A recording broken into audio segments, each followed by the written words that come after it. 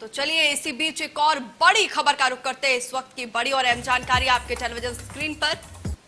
भोपाल से आ रही, जहां पर बीजेपी एमएलए नारायण त्रिपाठी का बड़ा बयान सामने आया है। विंध्य प्रदेश के लिए चलाया जाएगा बड़ा आंदोलन, ये कहना है त्रिपाठी जी का। और मैं अपने क्षेत्र की जनता का विकास चाहता हूं। इसके अलग विंध्य प्रदेश बनाने की मांग और इसका आंदोलन अब जोर पकड़ रहा है। और ये आंदोलन चला रहे हैं बीजेपी के विधायक नारायण त्रिपाठी। नारायण त्रिपाठी जी हमारे साथ मौजूद हैं, उनसे ही बात करेंगे। सर, सबसे बड़ी वजह क्या है, क्यों आप ये आंदोलन चला रहे हैं और क्या मांग आपकी है? विंध्य प्रदेश पहले से था, विंध्य का विलय किया गया था। विंध्य को प्रलोभन देके, लालच देके, कुछ वादे करके कि विंध्य को हम इस तरह बना देंगे, जन्नत कर देंगे, राजधानी बना देंगे, सब कुछ कर देंगे, और विंध्य का विलय मध्य प्रदेश में कर दिया गया। अब विंध्य के लोग कहीं ना कहीं ये महसूस कर रहे हैं कि हमारे साथ धोखा हुआ, छल हुआ, कपट हुआ, जो हमें प्रॉमिस किया गया वो नहीं मिला, हमें कुछ वहाँ दवाई की व्यवस्था नहीं है, पढ़ाई की व्यवस्था नहीं है, कोई विकास नहीं हो पाया, तमाम संसाधन होने के बाद भी कुछ नहीं हो पाया। अभी फिर एक प्रमाण दे दूं कि हमारे हम माइनिंग का है, गौड़ खनिज का तमाम फंड होने के बाद हम लोग कई सालों से मीटिंग करते हैं, बैठक करके प्लानिंग कर लेते हैं कि हमारे क्षेत्र का ये विकास होगा, ये करेंगे, और वो पैसा अचानक सरकार वापस ले आती है स्टेट में। और वो पैसा विंध्य को न मिलके, गौड़ खनिज का तमाम भरा पड़ा पैसा, यदि वो पैसा हमको मिलता रहे, आज को विंध्य हमारा कहाँ चला जाता। तमाम उपेक्षाएं हुई हैं, वहाँ का विकास नहीं हुआ। लोग जागरूक हैं, समझदार हैं। अब लगता है कि ये भाजपा का ही तो एजेंडा था कि छोटे राज्य बनेंगे, राज्य का विकास होगा। तो भाजपा के एजेंडा के आधार पर ही विंध्य के लोग अपनी मांग करने लगे कि हमारा विंध्य हमें लौटा दो। आपकी ही सरकार है, अगर कांग्रेस के 1-1.5 साल को लगभग छोड़ दें तो लगभग 15 साल से बीजेपी का शासन है।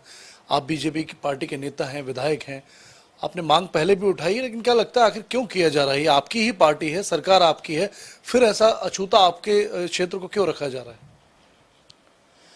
देखिए, जब मैं कई सालों से विंध्य के पुनर्निर्माण किए, कई सालों से मैं इस मुहिम को चला रहा हूँ। हमारे रीवा में, हमारे भोपाल में तमाम संगठन हैं जो कई बार, हमेशा, लगातार विंध्य के पुनर्निर्माण की बात करते रहते हैं।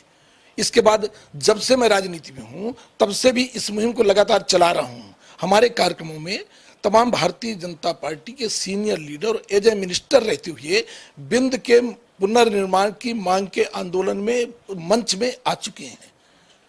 तो अभी इसके बाद जब भाजपा का एजेंडा है, और अटल बिहारी वाजपेयी चाहते थे छोटे राज्य बने, राज्य का विकास होगा, उसी थीम के आधार पर तो हम अपनी बात कर रहे हैं।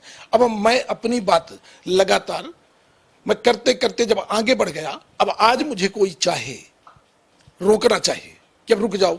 मैं तो हमेशा मंचों में बात किया, कोई गोपनीय बात नहीं किया, मीडिया में बात किया, सब जगह बात किया।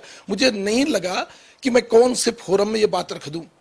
फोरम तो यही होता है, जब अटल जी का ही फोरम था, अटल जी की सोच थी, आज हमारे मोदी जी प्रधानमंत्री हैं। ये स्टेट बनाएगा कौन? हमारे देश के प्रधानमंत्री जी बनाएंगे। मैं तो आप लोगों के माध्यम से वही तो अपील कर रहा हूं कि प्रधानमंत्री जी के पास तक ये बात जाए और अटल जी के सपनों को पूरा कर दे। यही मैं फोरम समझता हूँ, यही मैं मंच समझता हूँ।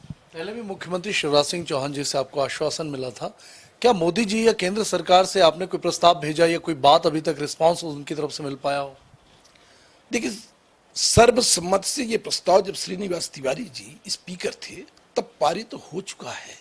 अब कोई एक बार का प्रस्ताव पारित जो है वो कभी खत्म नहीं होता। प्रस्ताव तो पारित है, और प्रस्ताव में विंध्य बुंदेलखंड के दोनों के निर्वाचित जो एमएलए थे वो लोग, और साथ में सदन से सर्वसम्मत से प्रस्ताव पारित है। अब इसके बाद दोबारा प्रस्ताव पारित कराने की जरूरत है नहीं। तो हमारे शिवराज जी, हमारे अमित शाह जी, मोदी जी, अटल जी के सपनों पर ही तो हम निवेदन कर रहे हैं कि हमारा जो विंध्य था वो दे दो। अब इसमें कुछ करने की जरूरत नहीं है। यदि मैं फिर बोलता हूं आपके चैनल के माध्यम से कि यदि हिंदुस्तान में कोई नया स्टेट न बने तो विंध्य का पुनर्निर्माण न किया जाए, पर हिंदुस्तान में यदि एक भी नया स्टेट बनता है तो विंध्य का पहला हक है